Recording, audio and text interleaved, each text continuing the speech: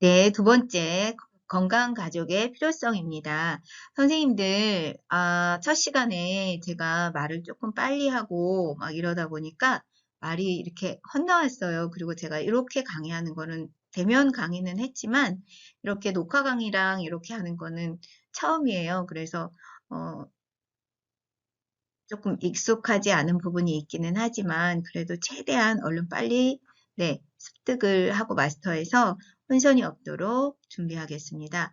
제가 그 강의 계획서에 보면 중간 과제라고 했는데 언급할 때는 중간고사라고 했어요. 이 왜 그랬냐면 제가 선생님들한테 조금이라도 편하게 중간고사를 보게 하려면 과제 형식으로 내야 되지 않을까 고민을 했습니다. 그래서 중간 과제라고 했는데 중간 고사고요. 아까 얘기했다시피 오픈북 테스트를 하겠습니다. 그거 정정하고요. 그 다음에 다양한 가족, 6주차에 대해서 수업 내용을 얘기할 때 다양한 가족을 제가 다문화 가족 이렇게 얘기했는데 그건 제가 잘못 말씀드린 부분이 있습니다. 다양한 가족이라 하면 뭐 재혼 가족, 또 뭐 한부모 가족, 뭐 조선 가족, 뭐 여러 가지 가구, 가족의 종류를 말한 건데 제가 잘못 말씀드렸습니다. 정정해서 다시 말씀드립니다. 두 번째 본론으로 들어가서 건강가족의 필요성에 대해서 배워보겠습니다. 건강가족 필요성에 대해서 들어가기 앞서 이상한 가족이라고 지금 올라와 있는 주소는 링크는 이게 슬라이드 녹화라서 이렇게 들어가서 재생이 되면서 하면 좋겠는데 이게 안 되는 한계가 좀 있습니다. 보완할 방법에 대해서 연구해 보겠습니다. 이 동영상은 어떤 동영상이냐면 가족이라는 공간이 아이들에게 중요한 공간이고 관계이긴 하지만 위험한 공간이고 관계라고도 말합니다.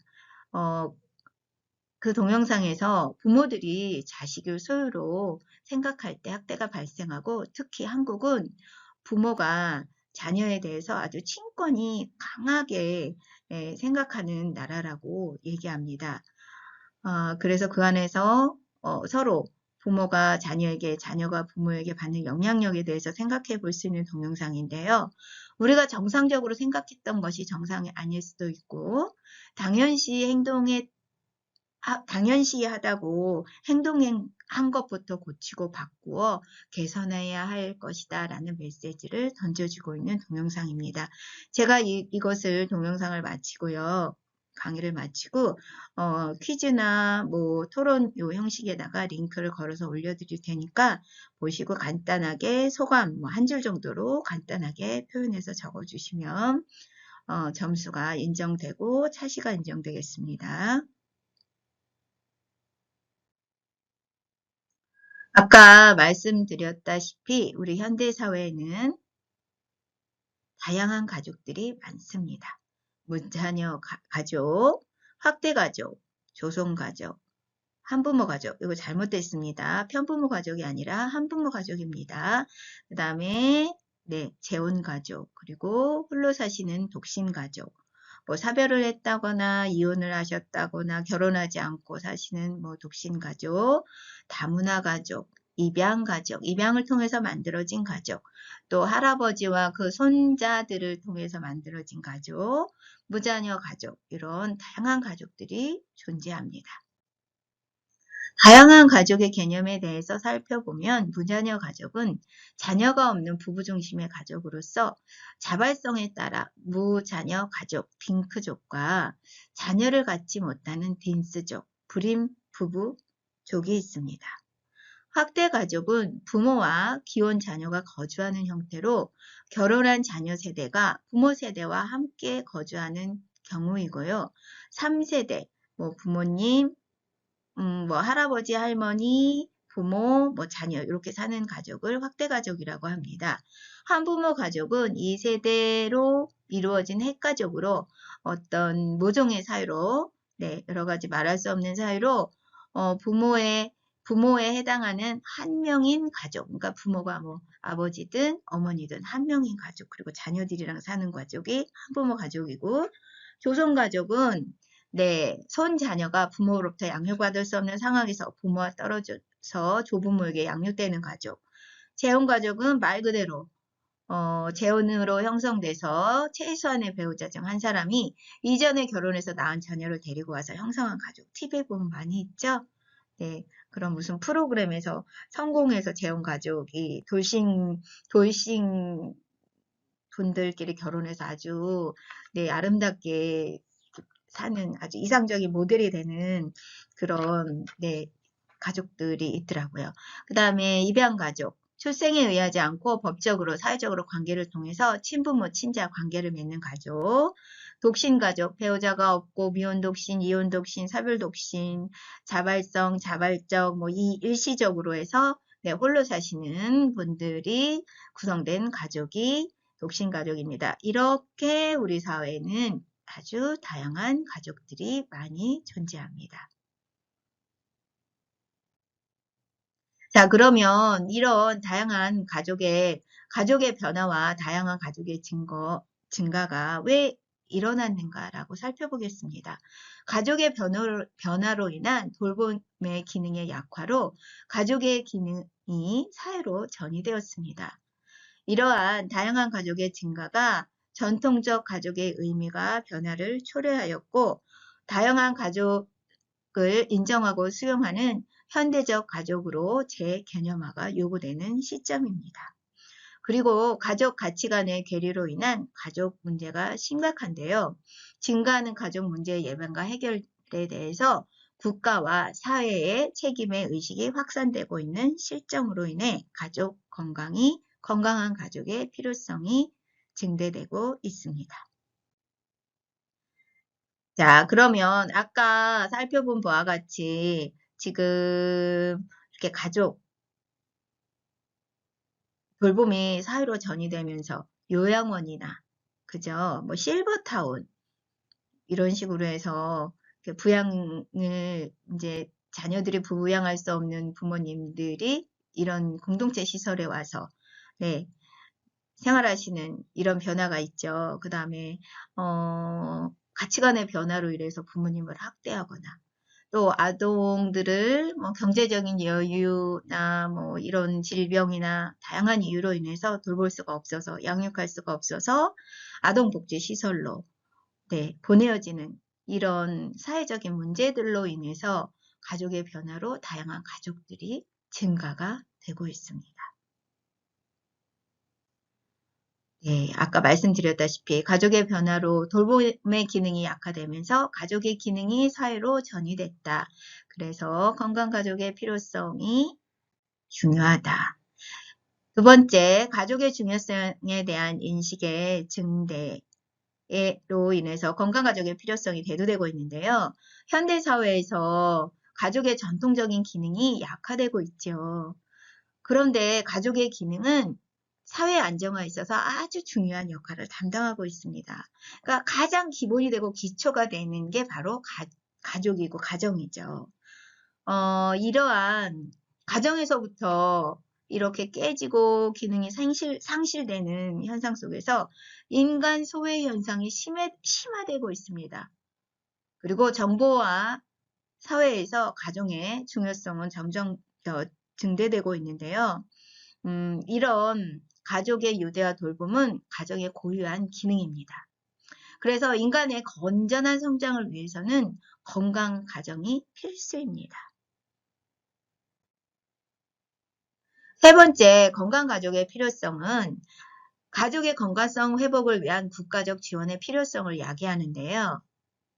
현대 가정의 다양한 문제들은 개인과 가족의 힘만으로는 해결할 수 없는 사회 구조적인 문제가 많아 국가와 사회의 적극적인 개입이 필요한 바입니다.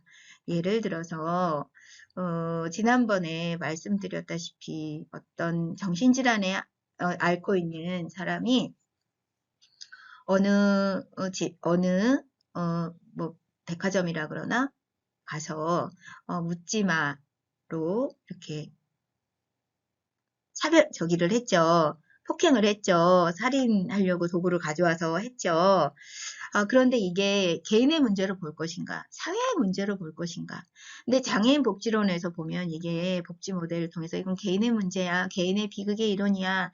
그러니까 개인이 가족이 책임져라고 보는 관점이 하나가 있는가 하면 이건 시민권적 모델이야. 이건 권리로서 사회적 문제로서 보아서 이건 사회가 책임져 줘야 돼. 사회가 같이 이 문제를 나누어지고 해결해 줘야 돼. 이런 관점으로 보는 모델이 있어요. 왜냐하면 인간은 생태 체계 안에서 또 그리고 환경 체계 안에서 서로 영향을 주고받고 살아가는 존재이기 때문에 인간 한 개인이 해결할 수 있는 문제가 아닌 게 있거든요. 왜냐하면 문제라고 하는 거는 영향을 주기도 하지만 영향을 받기도 합니다. 그러니까 개인의 문제가 가족의 문제가 될 수 있고 가족의 문제가 나한테도 영향을 줄 수 있고 또 개인의 문제가 가족의 문제가 사회의 문제가 될 수 있고 사회의 문제가 가족을 통해서 내 문제가 될 수 있는 이렇게 구조적인 문제와 섞여 있기 때문에 네, 개인의 힘으로만은 해결할 수 없는 구조를 가지고 있기 때문에 지원이 필요합니다. 그리고 가족을 단위로 가정의 문제 예방 및 해결을 기여하고 가정의 건강성을 증진하기 위해 2004년 건강가정기본법이 제정되었다고 저희 아까 배웠죠. 그래서 건강가정 필요성이 대두되고 있습니다. 이거는 선생님들의 이해를 돕기 위해서 건강하지 않은 가족으로 인해서 꼭 그렇다는 것은 아닙니다. 그러나 그러한 문제들로 인해서 사회적인 문제가 발생하는 어떤 관련한 기사인데요. 보호처분 2만 명을 살펴본 결과 촉법소년 4,142명이 절도나 사기, 폭행, 뭐 이런 것을 이렇게 저질렀어요. 그래서 연령별로 보면 14세 미만이 18%, 16세 미만이 30%, 그 다음에 18세 미만. 그러니까 미성년자 미만의 프로테이지가 거의 85%에 해당하는 소년들이 범죄에 이렇게 연루되어서 문제를 일으키고 있는 이런 관련 이슈입니다. 그래서 왜 그런 행위를 했을까라고 보니까 가장 심각한 게 그러니까 뭐 호기심도 있고 현실에 대한 불안 이런 현실의 호기심 뭐 성장 과정의 어떤 특수성에 의한 호기심 뭐 심리적 특성의 호기심이라고 할 수도 있지만 우발적이거나 뭐 아니면 뭐 불안 또 뭐 경제적인 요인 여러 가지 다양한 요인에 의해서 이런 범법 행위를 저지른다고 보면 이런 모든 문제들은 다 심리적 불안이나 뭐 가정 환경에 의해서 이런 네, 범죄를 저지르는 이런 통계 자료들이 굉장히 많습니다. 그래서 결국 개인의 문제는 가정의 100% 다라고 할 수는 없지만 생태체계 이론과 환경체계 이론, 환경 속의 인간의 이론에 근거하여 보면 이런 것들이 다 영향이 있어 서로 주고받는 관계에서 건강하지 않는 그러니까 건강하지 않은 가정 속에서 건강하지 않은 구성원들이 만들어지고 특히 청소년 아동들이 그런 데서 이제 방치하게 되고 방이되면 다른 사회적 문제를 야기가 된다라는 이런 네, 네, 이런 네, 기사를 네, 준비해 봤습니다. 의미하는 바가 있죠.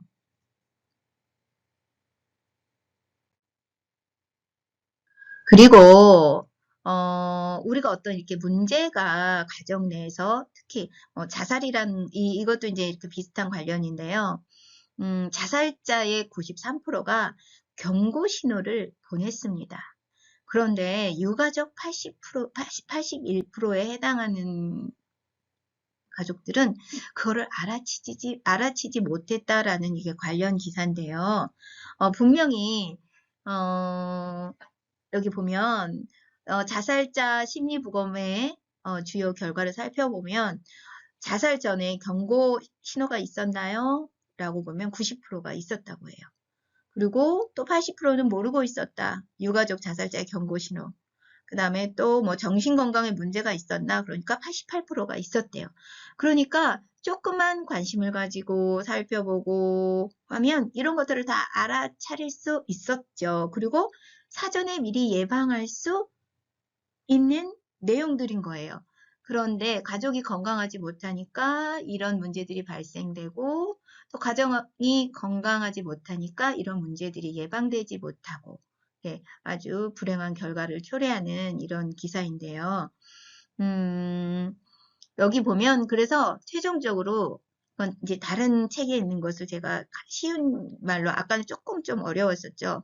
근데 정리를 해보면 건강 가족의 필요성은 첫째, 건강 가정을 통해서 개인의 행복과 삶의 질을 향상을 위해서 두 번째, 다양한 가족의 등장으로 건강 가정에 대한 건강성에 대해서 관심이 증대되어 건강 가족이 필요합니다. 필요성이 필요합니다. 그리고 세 번째, 건강 가정을 통해서 개인의 문제, 가족의 병리를 예방할 수 있습니다. 자, 개인의 문제, 자살, 가족 병리 예방. 이런 것들을 예방할 수 있어서 건강가정이 필요하고요. 그 다음에 이런 것들, 건강가정 육성을 통해서, 그 건강가족 전달 체계를 통해서 건강가정을 육성할 수 있어요. 실천 기술을 우리 건강가정사들이 습득하시고, 네트워크 연계하셔서, 네, 사회복지 비용, 자살하면, 예를 들어서 이제 한꺼번에 일가족이 막 생활고를 이기지 못해서 자살하고 또 장애아를 둔 가정에서 막 자살하고 막 이런 것들이 있잖아요. 그러므로 해서 사회적 비용이 손실이 되는 낭비되는 부분이 많이 있습니다. 그러니까 모든 문제는 사후를 처리하는 비용보다는 사전에 처리하는 비용이 절감 효과가 큰 거잖아요. 그래서 사회적 복지 비용의 절감 효과가 있고요. 그 다음에 다섯 번째는 성숙한 민주시민의 육성의 토대로 건강가정의 필요성이 증대되고 있습니다.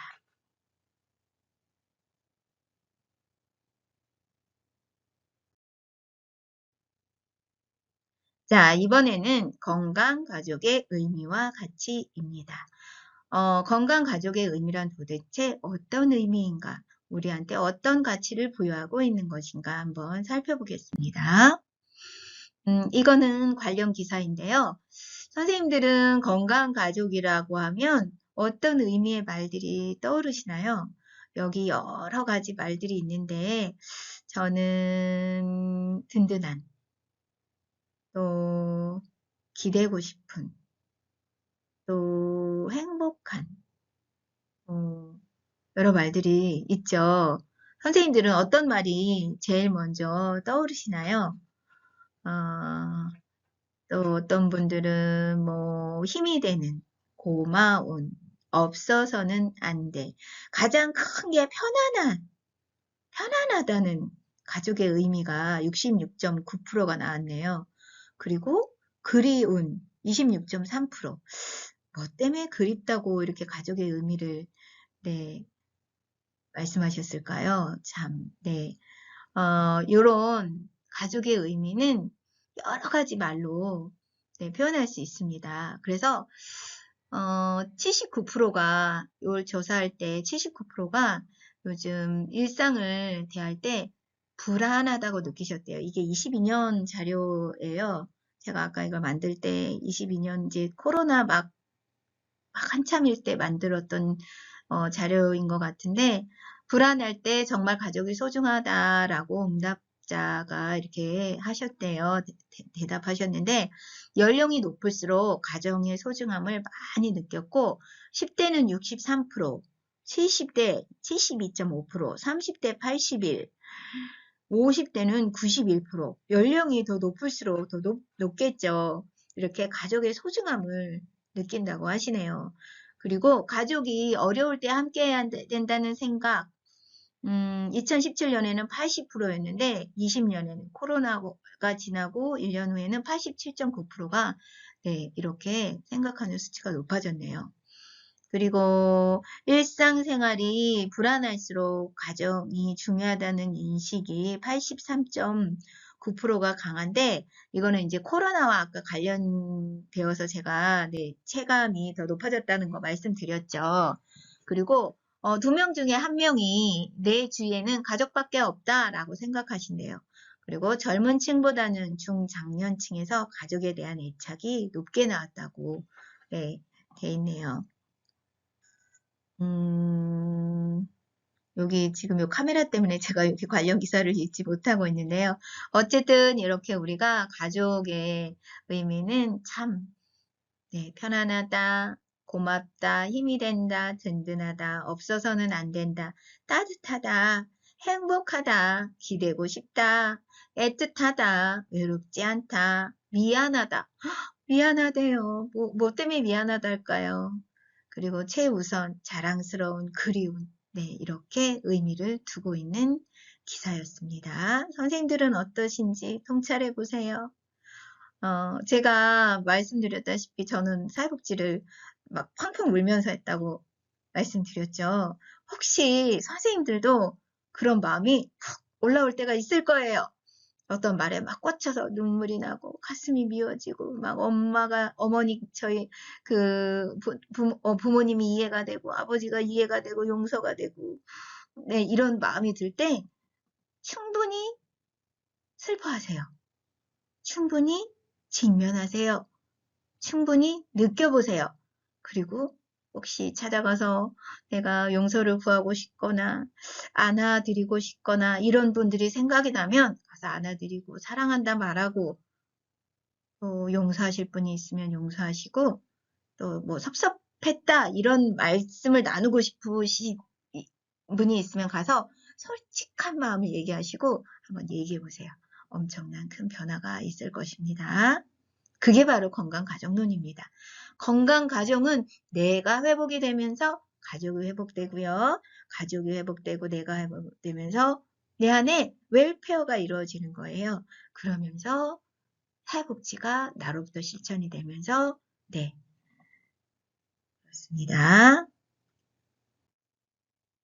자, 이거는 진정한 가족의 의미와 가치를 우리가 이런 추상적인 개념을 어떻게 구체적으로 조작적 정의해서 건강한 가족이 우리의 삶에 어떤 영향을 미치나라는 연구를 한 자료인데요. 제목은 이거 선생님들 제가 그 연구, 이게 어느 연구인지, 어느 학교에서 한 건지, 누가 하신 건지 제가 다 자료가 있습니다. 근데 이 화면 안에 글자를 크게 넣어야 되는 관계로 여기 위에 있었는데 제가 그걸 넣지를 못했어요. 혹시 필요하시면 말씀해 주세요. 제목은 한국 노인의 삶의 의미 원천으로서 가족관계와 자기초월의 가치가 그러니까 자기초월의 가치가 성공적 노화에 미치는 영향에 대한 연구였습니다.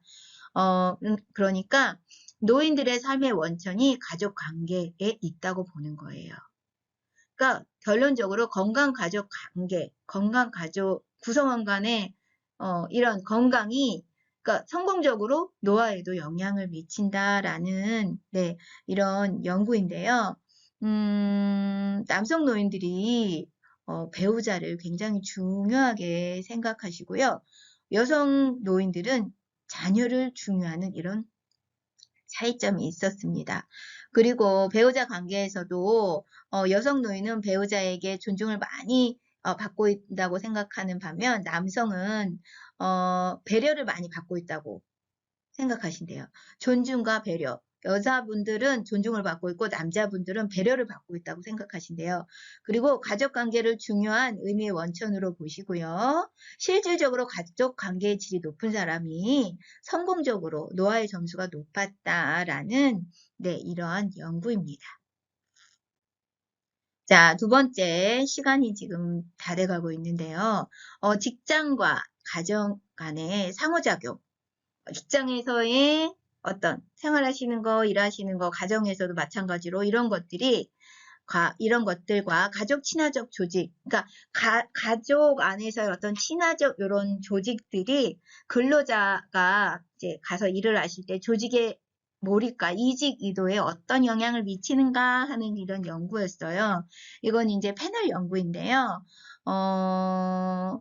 상호작용과 가족 친화적인 그런 분들이 조직에 더 몰입도 잘하고 이직 의도도 낮다 이런 연구입니다. 그래서 연구 결과 조직의 몰입의 경우 가정 간 그러니까 가정과 조직 간의 상호작용이 잘 되는 게 조직의 몰입에 유의미했다. 이런 것들이 있었고요.